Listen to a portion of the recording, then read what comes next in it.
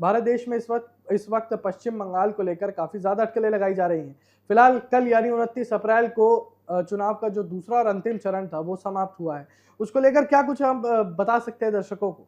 देखिए, दूसरा चरण का चुनाव जो है वो संपन्न हो गया और इस बार भी जो रिकॉर्ड तोड़ जो मतदान सामने आए हैं वो आंकड़े कहीं ना कहीं चौंकाने वाले हैं। लगातार बीजेपी दावा करती नजर आ रही है कि इस बार बंगाल चुनाव जो है वो बीजेपी जीतेगी। देखिए, एग्जिट पोल में भी जो आंकड़े हैं, कई आंकड़े जो हैं वो टीएमसी के पक्ष में नजर आ रहे हैं, तो इसी के साथ कई आंकड़े जो हैं वो बीजेपी के पक्ष में नजर आ रहे हैं। हालांकि आपको बता दें, एग्जिट पोल में जो है सिर्फ अनुमान लगाया जा सकता है। तस्वीरें जो साफ होंगी वो 4 मई को ही जो है नतीजे सामने आएंगे, आखिर किसकी सत्ता बंगाल में बनती है। इसी के साथ जो है टीएमसी वर्सेस बीजेपी का जो है मुकाबला बेहद कड़ा इस वक्त बंगाल में नजर आ रहा है। बिल्कुल कोमल, आपने एग्जिट पोल्स की बात करी तो जी एग्जिट पोल्स की अगर माने तो एग्जिट पोल्स तो सबके अलग अलग रवैये जी बता रहे हैं। कहीं ये दावा किया जा रहा है कि टीएमसी और बीजेपी की कांटे की टक्कर है, कहीं ये दावा किया जा रहा है कि बीजेपी जीत सकती है, जी और कहीं ये दावा किया जा रहा है कि बीजेपी हार रही है यानी टीएमसी जीत रही है।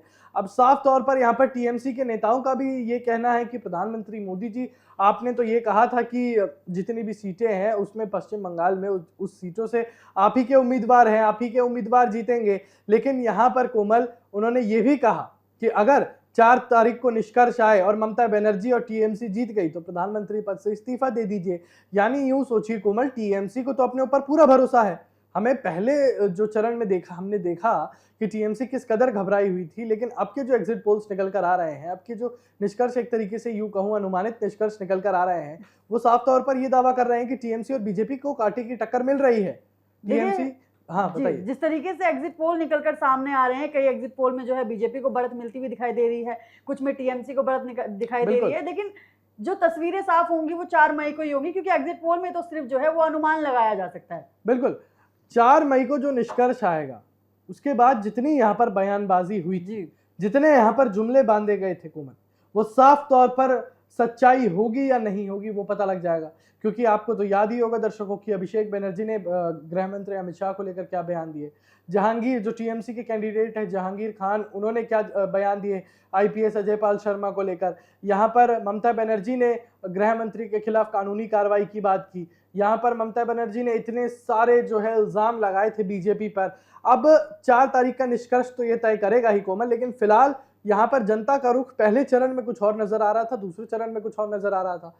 पहले चरण में जनता का रुख ये नजर आ रहा था कि वाम से राम तक का सफर तय करने का समय आ चुका है। लेकिन यहाँ पर दूसरे चरण में जो आंकड़े निकल कर आ रहे हैं कोमल, वो काफी ज्यादा सोचने पर मजबूर कर रहे हैं। क्योंकि पहले चरण में जनता को साफ तौर पर यही लग रहा था कि बीजेपी की बढ़त है, लेकिन दूसरे चरण में जो कांटे की टक्कर बताई जा रही है, हालांकि 4 तारीख अभी दूर नहीं है, 4 तारीख बिल्कुल करीब है, यानी कि बंगाल चुनाव के निष्कर्ष दरवाजे पर दस्तक किसी भी वक्त दे देंगे। लेकिन यहाँ पर जो कांटे की टक्कर देखी जा रही है उसमें टीएमसी को कुछ ना कुछ तो फायदा होगा ही। क्या फायदे हो सकते हैं? देखिए, क्या हो सकता है कि जो है बीजेपी इस बार जो है चौथी बार जो है सत्ता में आ जाए।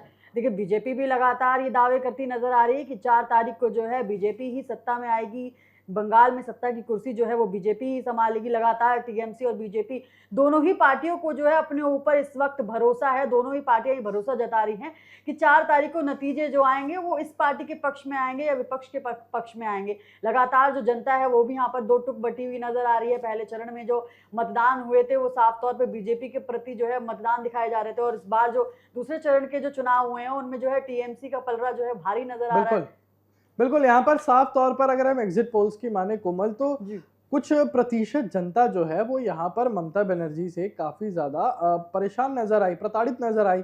एक तरीके से यूं कहूं कि उनको बदलाव चाहिए था, लेकिन काफी आंकड़े ये भी बता रहे हैं कि यहाँ पर सबको ममता दीदी की जरूरत है। जी यहाँ पर सबको ममता दीदी चाहिए, यहाँ पर टीएमसी ही चाहिए। जैसा कि आपने पहले भी कहा कि टीएमसी की सत्ता चली आ रही है, टीएमसी की पकड़ मजबूत दिखाई दे रही है, लेकिन ये कांटे की टक्कर देना कहीं ना कहीं ये भी साफ करता है कि पश्चिम बंगाल की जनता के मन में यहाँ पर जो है काफी ज्यादा कंफ्यूजन पैदा हो गई।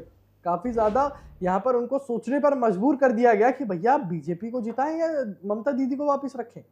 यानी कि टीएमसी कहीं ना कहीं तो मात खाती हुई नजर आ रही है, लेकिन आंकड़े जो बता रहे हैं, अगर उसमें टीएमसी की जीत हो गई तो बीजेपी का इतनी मेहनत करना, बीजेपी की इतनी मेहनत करना, योगी आदित्यनाथ का आना, रेखा गुप्ता का आना, रवि किशन का आना, अनुराग ठाकुर का आना, इन सब का कहीं ना कहीं ये मेहनत विफल साबित हो जाएगी। देखिए कहीं ना कहीं इस बंगाल चुनाव में बीजेपी ने जो इस बार अपनी पूरी ताकत जो झोंकी है, लगातार बीजेपी के तमाम नेता जिन्होंने बंगाल में रैली करी, और वो तस्वीरें यही दर्शा रही कि इस बार का बंगाल चुनाव जो है वो बीजेपी के लिए कई ज्यादा महत्वपूर्ण है। और लगातार बीजेपी ने जनता के पक्ष के लिए भी जो है कई ज्यादा जो है यहाँ पर घोषणा पत्र निकाले थे, जिनमें कई ज्यादा जो जनता के लिए उन्होंने फायदे निकाले थे, तो उस पर भी है। और साफ तौर पर बीजेपी ये कहती नजर आ रही है लगातार कि इस बार जो है बंगाल में परिवर्तन होगा, बंगाल में से गुंडा राज खत्म हो जाएगा। जबकि टीएमसी की पकड़ जो है बंगाल में हमेशा से ही एक मजबूत रही है, मजबूत जो है पार्टी के तौर पर हमेशा से नजर आती रही है। बिल्कुल, यहाँ पर बीजेपी ने संकल्प पत्र निकाला, यहाँ पर बीजेपी ने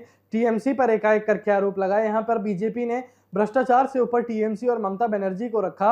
ये कहीं ना कहीं चीजें साबित कर रही थी उस समय कि बीजेपी अपनी पकड़ बनाती दिख रही है। लेकिन जो आंकड़े बता रहे हैं, जो एग्जिट पोल्स बता रहे हैं, वो साफ तौर पर ये लोगों को सोचने पर मजबूर कर रहे हैं कि अब आएगी तो किसकी सरकार आएगी। क्योंकि यहाँ पर जो कांटे की टक्कर देखी जा रही है कोमल, यहाँ पर जो कांटे की टक्कर देखी जा रही है, अब सोचिए टीएमसी को अपने ऊपर कितना भरोसा है कि यहाँ पर टीएमसी के जो सांसद हैं, नेता हैं, वो साफ तौर पर आके ये कह देते हैं कि अगर 4 तारीख को ममता बनर्जी की सरकार बन जाती है तो आप अपने प्रधानमंत्री पद से इस्तीफा दे दीजिए। ये अपने आप में कोमल एक बहुत बड़ी बात है, ये एक बहुत बड़ी बात है कि एक देश के प्रधानमंत्री, यानी अपने ही देश के प्रधानमंत्री को आप यहाँ पर कह रहे हैं कि अगर हमारी सरकार बन जाती है तो आप अपने पद से इस्तीफा दे दीजिए। ये कहीं ना कहीं कोमल पश्चिम बंगाल में अभी 4 तारीख तक तो सियासी माहौल गरमाया रहेगा।